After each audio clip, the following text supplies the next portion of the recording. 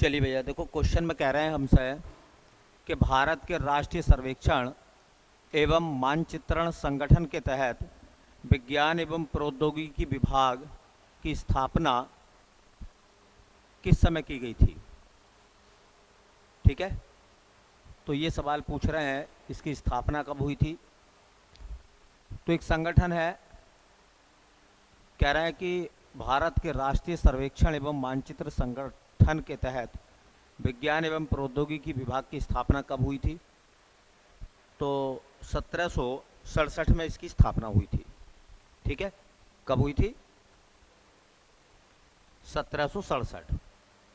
तो ये संगठन है, बस याद रख लें उसका आंसर 1767 में।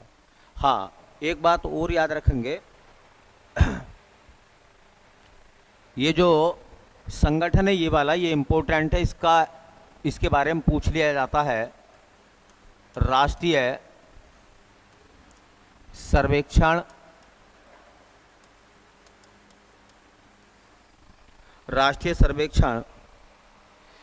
एक्चुअल में सवाल ये है, मैं आपको बताऊं, इसमें थोड़ा मिस्टेक हो रहा है। भारत के राष्ट्रीय सर्वेक्षण एवं मानचित्रण संगठन को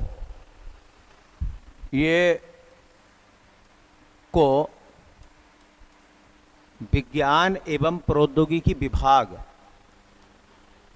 के तहत कब स्थापित किया गया था। ये क्वेश्चन ये है कि राष्ट्रीय सर्वेक्षण एवं मानचित्रण संगठन जो है वो विज्ञान एवं प्रौद्योगिकी विभाग के तहत कब बना था, ये है सवाल। तो ठीक है, तो ये संगठन बना था 1767 में। ठीक है, तो दो बातें नोट कर लीजिए, राष्ट्रीय सर्वेक्षण एवं मानचित्रण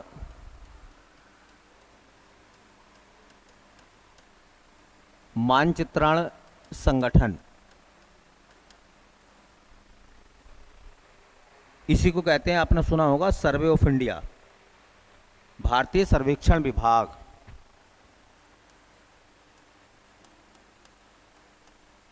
भारतीय सर्वेक्षण विभाग। तो भारतीय सर्वेक्षण विभाग, क्वेश्चन पूरा ये है, भारत के राष्ट्रीय सर्वेक्षण और मानचित्रण संगठन को विज्ञान एवं प्रौद्योगिकी विभाग के तहत कब स्थापित किया गया था। क्वेश्चन तो ये है। ठीक है, तो यहां से दो बातें याद रखिए। पहली बात तो याद रखिए कि राष्ट्रीय सर्वेक्षण एवं मानचित्रण संगठन की स्थापना कब हुई थी। तो बेटा इसकी स्थापना हुई थी 1767 में। इसका मुख्यालय कहाँ है, हेडक्वार्टर इंपॉर्टेंट है इसका। तो बेटा मुख्यालय है देहरादून में, और देहरादून पड़ता है उत्तराखंड में। उत्तराखंड के देहरादून में राष्ट्रीय सर्वेक्षण एवं मानचित्रण संगठन है। अब इसके नाम से पता चल लिया है। देखो, एक तो ये मानचित्रण करना, आपको पता है कि भारत का नक्शा बनता है, तो इसका काम है भारत के नक्शे को बनाना। नक्शा यही संगठन बनाता है देश का। ठीक है, दूसरी बात, इसके साथ में एक शब्द आ रहा, सर्वेक्षण करना। ठीक है, तो जो भू आकृतियां हैं उनका सर्वेक्षण करना, और मानचित्रण मतलब नक्शा बनाना। ठीक है, तो इस संगठन का काम और लिख लीजिए, काम क्या है। तो बेटा इस संगठन का काम है, देखिए, भारत का नक्शा बनाना,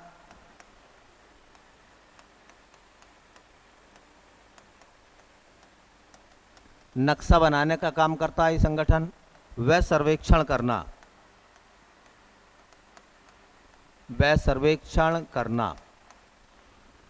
तो भारतीय सर्वेक्षण विभाग, जिसको हम सर्वे ऑफ इंडिया कहते हैं, सर्वे ऑफ इंडिया, जब जाओगे आप देहरादून तो वहाँ पे एक जगह मिलेगी, उसका नाम है सर्वे चौक।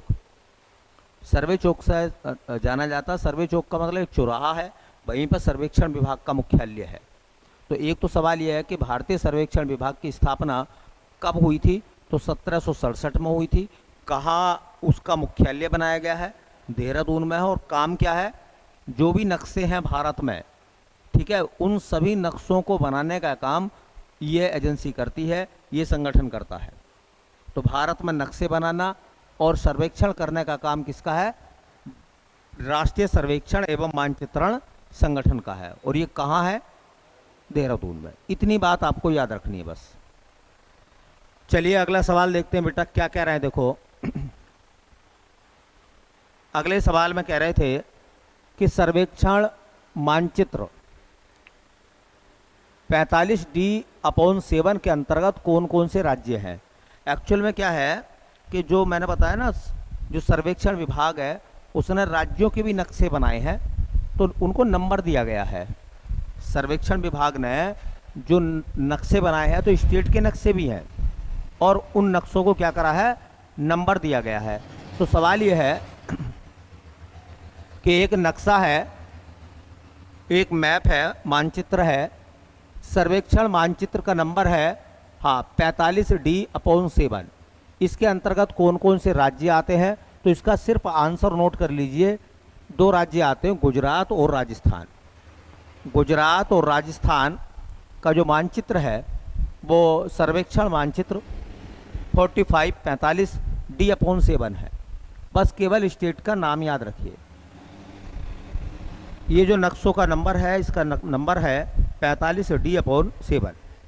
केवल ये याद रखना आपको। तो गुजरात और राजस्थान, गुजरात और राजस्थान।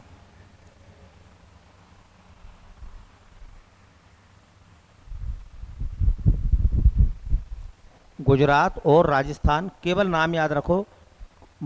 सर्वेक्षण मानचित्र 45D/7 के अंतर्गत कौन कौन से राज्य हैं, तो गुजरात और राजस्थान। चलिए अगले सवाल को देखेंगे। ये कह रहे हैं कि उत्तर प्रदेश राज्य में टिहरी बांध परियोजना किस देश के सहयोग से पूरी की जाएगी। एक्चुअल में टिहरी बांध की बात कर रहे हैं, ये पुराना सवाल है। टिहरी बांध उत्तर प्रदेश में नहीं है फिलहाल, वो उत्तराखंड में है, ठीक है। तो टिहरी बांध को जो बनाया गया है वो किस राज्य की मदद से बनाया गया है, किस देश के सहयोग से बनाया जा रहा है या बनाया गया है। टिहरी बांध किस देश के सहयोग से बनाया गया है, तो उसमें सहयोग है बेटा सोवियत रूस, या तो इसे कह दो पूर्व सोवियत संघ, या कह सकते हो आप इसको रूस। यहाँ से कुछ इंपॉर्टेंट सवाल बन जाएंगे। वो इंपॉर्टेंट सवाल क्या होंगे उनको देख लीजिए, हेडिंग बना देंगे हम। हाँ, टिहरी बांध परियोजना, टिहरी बांध परियोजना।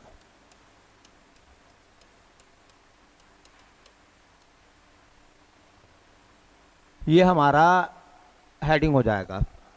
देखो इससे जुड़े हुए सवाल कई बार एग्जामिनर ने मालूम करे हैं, कई एग्जामों में आए हैं। जैसे पहला सवाल अब ये पूछा जाएगा कि जो टिहरी बांध है वो किस राज्य में है, तो उत्तर प्रदेश में नहीं है, मैं आपको बता दूं। टिहरी बांध उत्तराखंड में है। टिहरी बांध किस राज्य में आता है, उत्तराखंड में। अच्छा, उत्तराखंड में भी कहाँ आता है, तो उत्तराखंड का एक जिला पड़ता है, उस जिले का नाम है टिहरी। उत्तराखंड के टिहरी जिले में है। 2 नदियों के संगम पर है, और ये नदी बहुत आती पेपर में कि बताओ टिहरी बांध बेटा किस नदी के तट पर बसा है, किस नदी के संगम पर है। तो यहाँ पर 2 नदियाँ हैं, 2 नदियों का मिलन होता है। कैसा होता है, इधर से तो आती है बेटा भागीरथी नदी, और इधर से आती है भिलांगना नदी। तो ये भागीरथी है, ये भागीरथी हो गई, ये भिलांगना हो गया, ये भिलांगना है। दोनों का संगम होता है गणेश प्रयाग के पास में, और वहीं पर बसा हुआ है, ये बना हुआ है टिहरी बांध। इस तरह से तो किस किस नदी के संगम पर है, नदी पूछेंगे तो भागीरथी व भिलांगना, भागीरथी और भिलांगना नदियों के संगम पर है। ये इंपॉर्टेंट क्वेश्चन है जो मैंने अब बताया है। नदी पूछते टिहरी बांध की, नदी पूछते हैं किस नदी के किनारे पर है। इसको एक उपनाम भी दिया गया है। टिहरी बांध को कहा गया है भारत का गांव या भारत के गांव।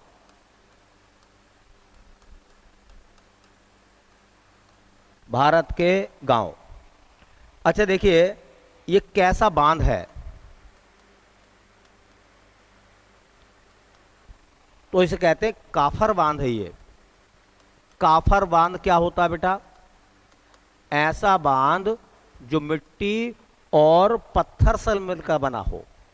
इसके तीन तरफ पहाड़ियां हैं, इधर भी पहाड़ी है, इधर भी पहाड़ी है, और आगे जो है पिचिंग बनाई गई है, आगे बांध बनाया गया है। तो कांफर बांध है। कांफर बांध कौन सा होता भैया? हाँ, कांफर बांध उसको कहते हैं जो मिट्टी व पत्थर से निर्मित, मिट्टी और पत्थर से निर्मित बांध को क्या कहते हैं हम? कांफर बांध। तो ये मिट्टी और पत्थरों से मिलकर बना हुआ है, इसलिए इसे हम काफर बांध कहते हैं। टिहरी बांध की कभी कभी ऊंचाई पूछ लेते हैं बेटा। टिहरी बांध की जो टोटल ऊंचाई है वो है बेटा 260.5 मीटर। 260.5 मीटर। टिहरी बांध की स्थापना कब हुई थी? तो टिहरी बांध की स्थापना हुई थी 1972 में। इसकी आधारशिला रखी गई थी और 1978 में इस पर काम स्टार्ट हो गया था। 6 साल बाद 1972 में ये स्थापित हुआ था। टिहरी बांध का क्षेत्रफल कितना है, कितने एरिया में फैला हुआ टिहरी बांध? तो बताया जाता है कि 42 वर्ग किलोमीटर में है। कितने में है? 42 वर्ग किलोमीटर में है।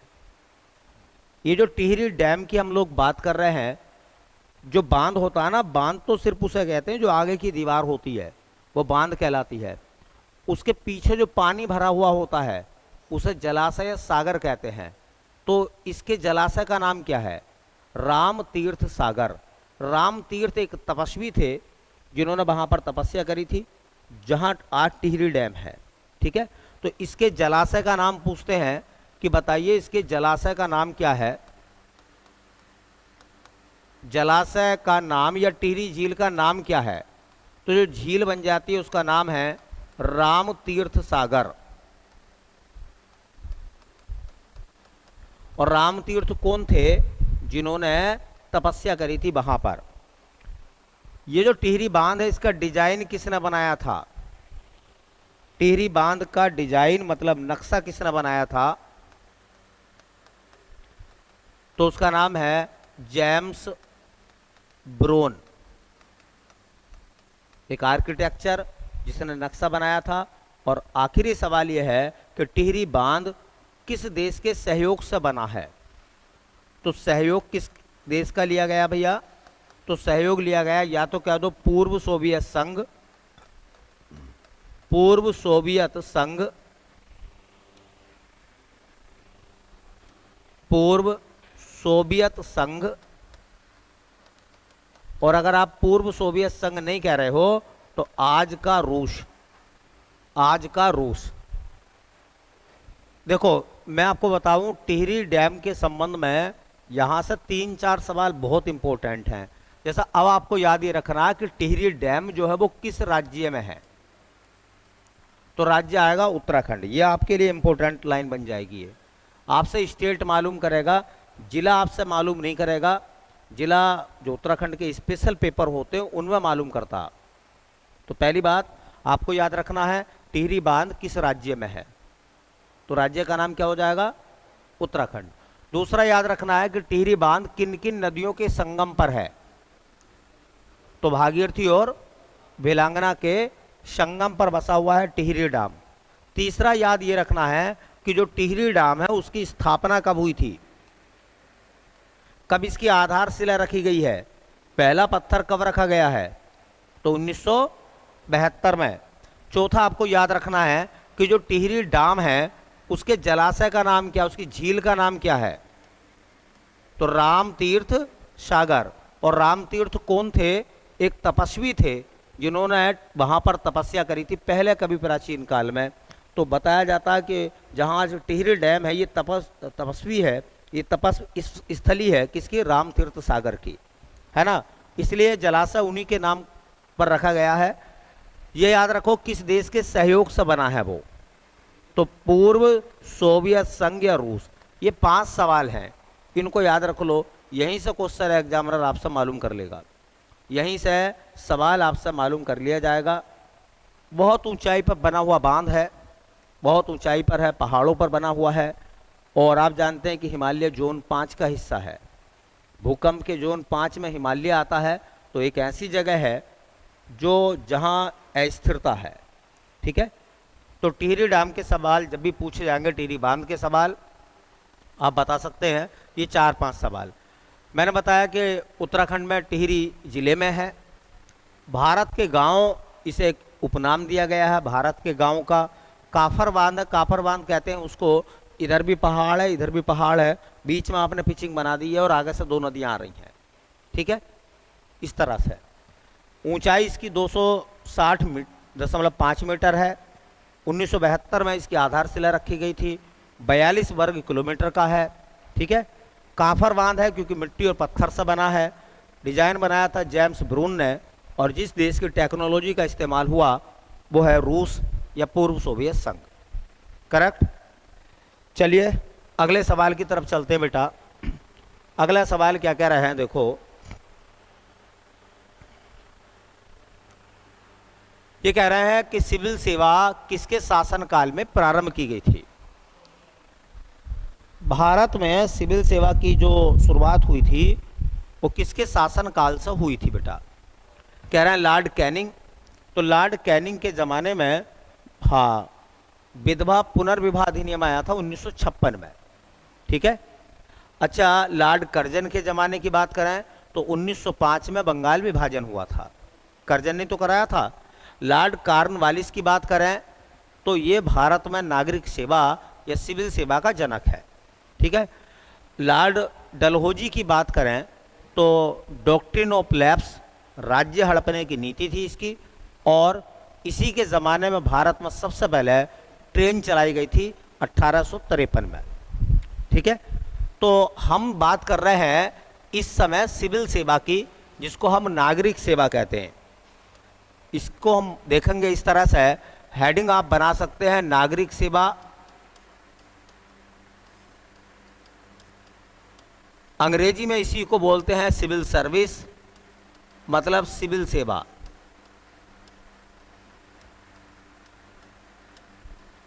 नागरिक सेवा, और हम कह सकते हैं इसको सिविल सेवा। इसको पहले बोला गया था आईसीएस, इंडियन सिविल सर्विस।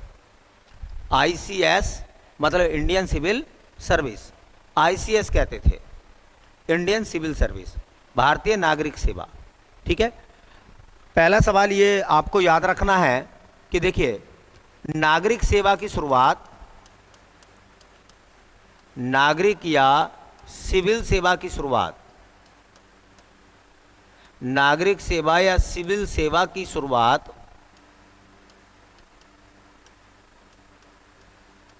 नागरिक सेवा या सिविल सेवा की शुरुआत हुई थी बेटा चीन में। सिविल सेवा को शुरू करने वाला पहला देश वो कौन था? चाइना। चाइना से नागरिक सेवा या सिविल सेवा की शुरुआत हुई थी, करेक्ट। अब दूसरा सवाल आता है, हाँ, भारतीय नागरिक सेवा का जनक या भारत में नागरिक सेवा का जनक। भारत में नागरिक सेवा का जनक, भारत में सिविल सेवा को जो लेकर आया उसका नाम था लॉर्ड कॉर्नवालिस। Lord Cornwallis. ये इंपॉर्टेंट सवाल हैं दोनों। भारत में नागरिक सेवा का जनक किसे माना जाता है? लॉर्ड कॉर्नवालिस को। तीसरा एक बड़ा इंपॉर्टेंट सवाल बनता है, सवाल ये बनता है कि नागरिक सेवा या सिविल सेवा में चुने जाने वाले पहले भारतीय, नाम बताया था मैंने एक बार, बोलो, सत्येंद्र नाथ टैगोर, रविन्द्रनाथ टैगोर के भाई, बताया था नाम। तो देखिए, सिविल सेवा में चुने जाने वाले प्रथम भारतीय, सिविल सेवा में चुने जाने वाले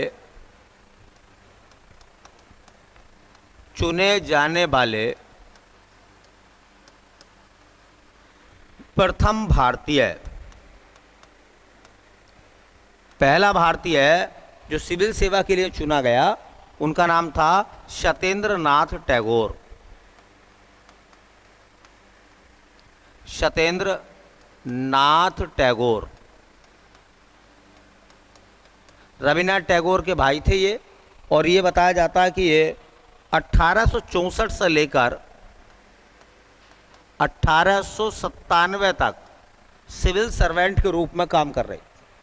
इन्होंने 1864 से 1897 तक सिविल सर्वेंट के रूप में काम करा है, नागरिक सेवक के रूप में काम करा है। ठीक है, एक और बड़ा अच्छा सवाल बनेगा, और ये क्वेश्चन एक एग्जाम में पूछा गया था, शायद 2018 या 19 के पेपर में था ये क्वेश्चन, लोक सेवा आयोग में आया था, यूपीपीसीएस में पूछा गया था। सवाल ये था कि भारत में लोक सेवा आयोग की जो स्थापना हुई है वो किस कमीशन की रिपोर्ट पर हुई है, किस आयोग की सिफारिश पर भारत में लोक सेवा आयोग बना था। तो देखिए, दो बातें यहाँ से भी लिख लीजिए, भारत में लोक सेवा आयोग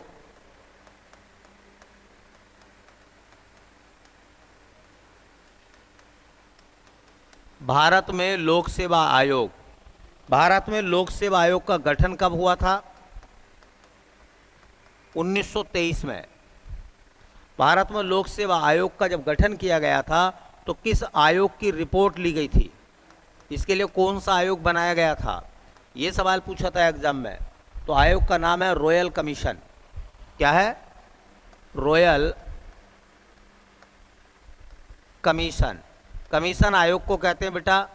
और इस रॉयल कमीशन के अध्यक्ष कौन थे, ये भी याद रखें। जब लोक सेवा आयोग बना था तो रॉयल कमीशन बनाया गया था, रॉयल कमीशन के अध्यक्ष कौन थे, तो उनका नाम है, हाँ, फारेहम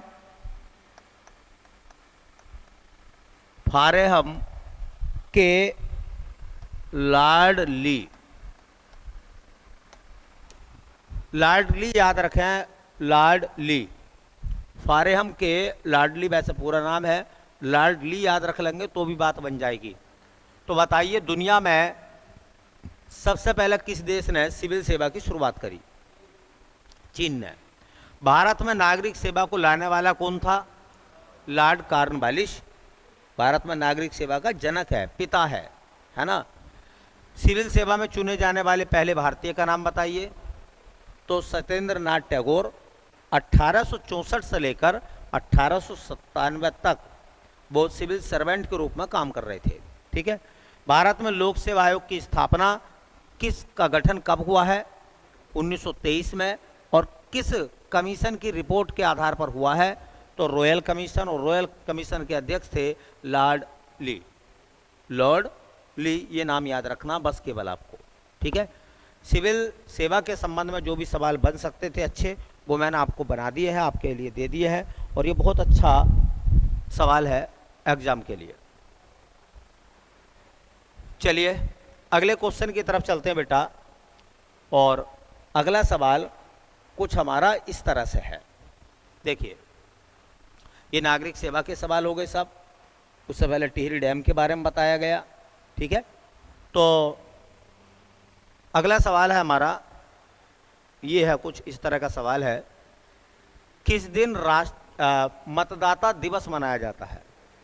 राष्ट्रीय मतदाता दिवस कब मनाते हैं हम? तो सबको पता, किसे नहीं पता भाई? राष्ट्रीय मतदाता दिवस है ना। आपको पता है 25 जनवरी 1950 को सुप्रीम कोर्ट निर्वाचन आयोग की स्थापना हुई थी। और जब निर्वाचन आयोग बना था, उस समय से राष्ट्रीय मतदाता दिवस मनाते हैं हम। तो 5 दिवस मैं बताऊंगा। एक तो है राष्ट्रीय मतदाता दिवस, राष्ट्रीय मतदाता दिवस। 5 दिवस इंपॉर्टेंट है, उनको लिख लीजिए। और एक मनाया जाता है राष्ट्रीय पर्यटन दिवस। राष्ट्रीय पर्यटन दिवस 2 दिवस तो ये हो गए। एक लिखेंगे राष्ट्रीय पंचायती राज दिवस। राष्ट्रीय पंचायती राज दिवस तीसरा दिवस हो गया। चौथा दिवस है अंतर्राष्ट्रीय मजदूर दिवस।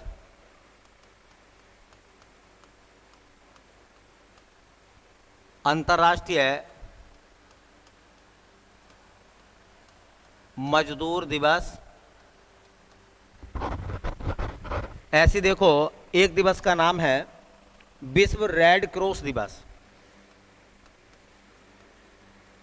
विश्व रेड क्रॉस दिवस।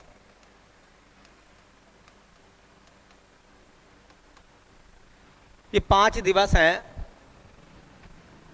आप को 1 मिनट का समय है, इन 5 दिवस की डेट फिल कर दीजिए। आपको 1 मिनट का टाइम दिया जा रहा है। 1 मिनट के भीतर आप इन 5 दिवस की जो डेट है उनको लिख दीजिए।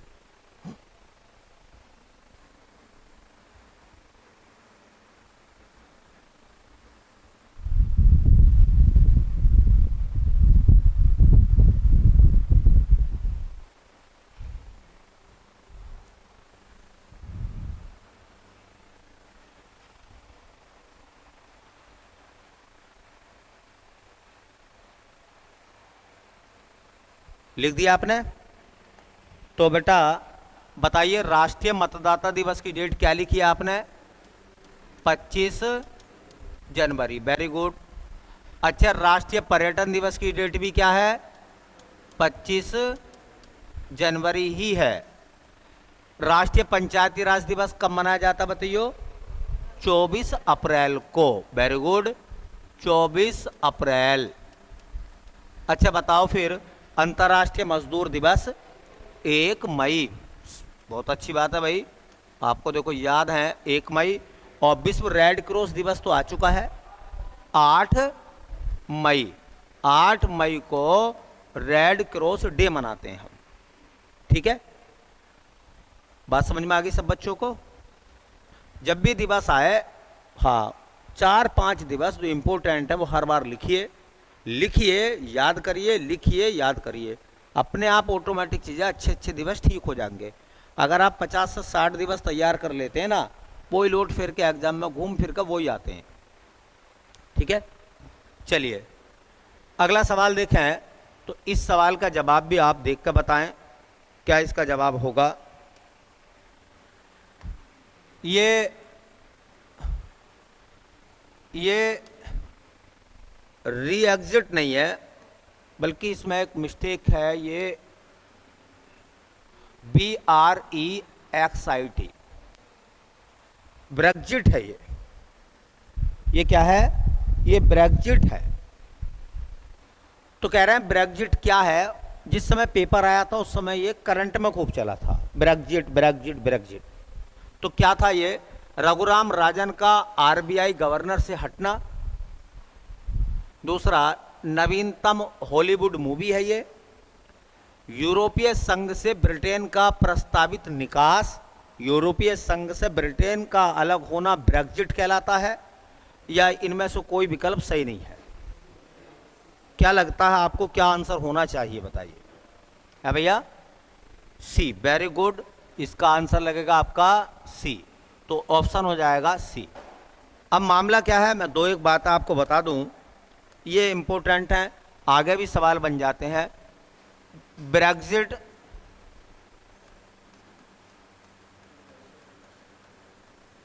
इसी को आधार बना के कुछ बातें हमें नोट करनी है। देखिए सवाल पहला यह है कि यूरोपीय संघ से ब्रिटेन का अलग होना, बाहर निकलना क्या कहलाता है? ब्रेग्जिट कहलाता है। तो यूरोपीय संघ से यूरोपीय संघ से ब्रिटेन का बाहर निकलना, ब्रिटेन का बाहर निकलना ब्रेग्जिट कहलाता है।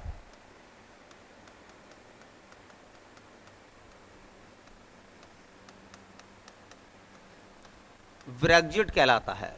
एक्चुअल में क्या था कि पहले ब्रिटेन यूरोपीय संघ का मेंबर बन गया, बाद में उन्हें लगा कि हम यूरोपीय संघ के साथ नहीं रह सकते, इसलिए उन्होंने यूरोपीय संघ से अलग निकलने का काम करा, अलग हो गए वो, और अलग होने की घटना को ब्रेग्जिट बोला गया।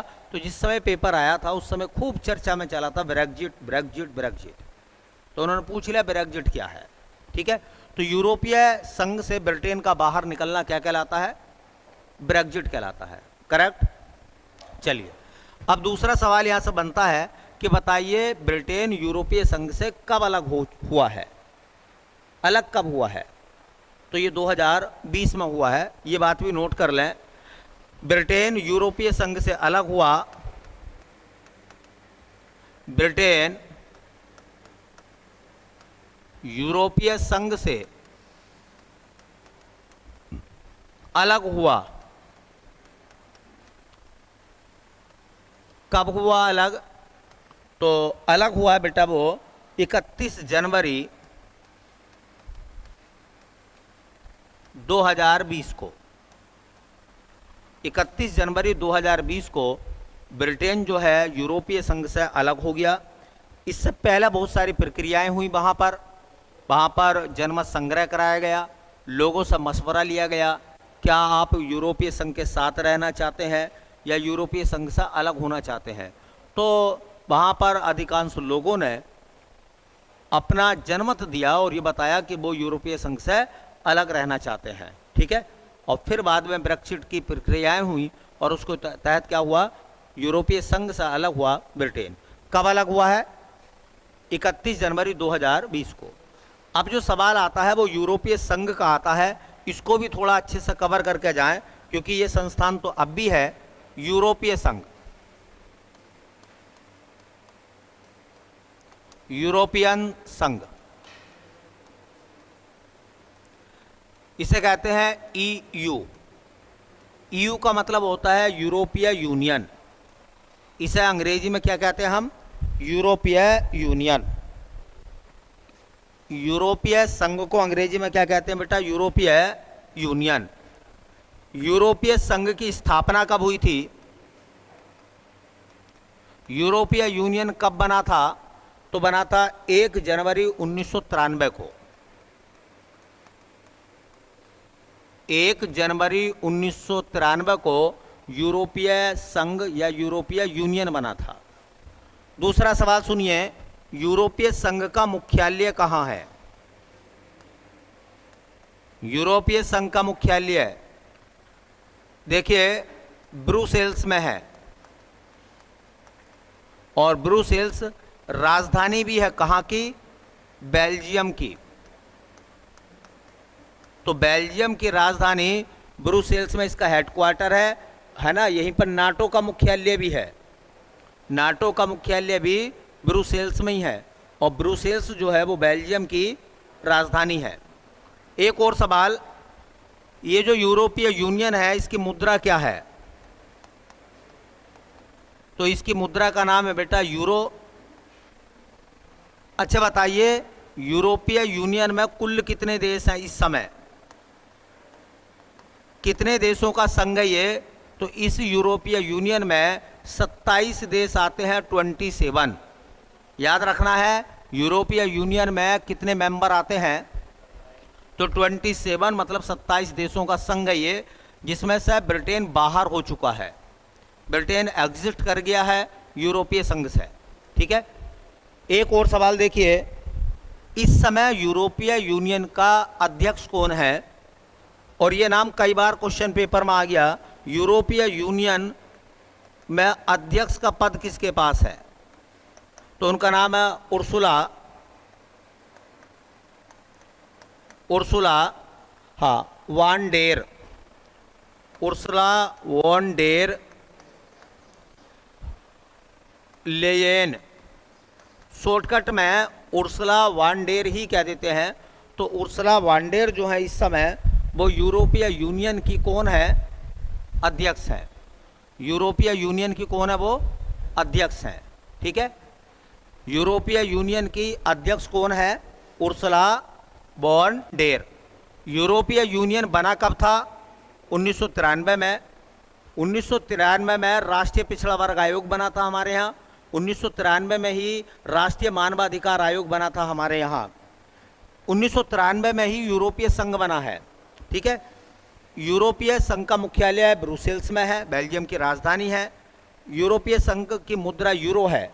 1999 में यूरो को मान्यता मिल गई थी, यूरो वहाँ की मुद्रा है।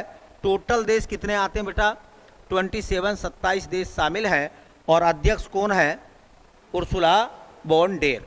इस समय वो अध्यक्ष हैं यूरोपीय यूनियन की, ठीक है।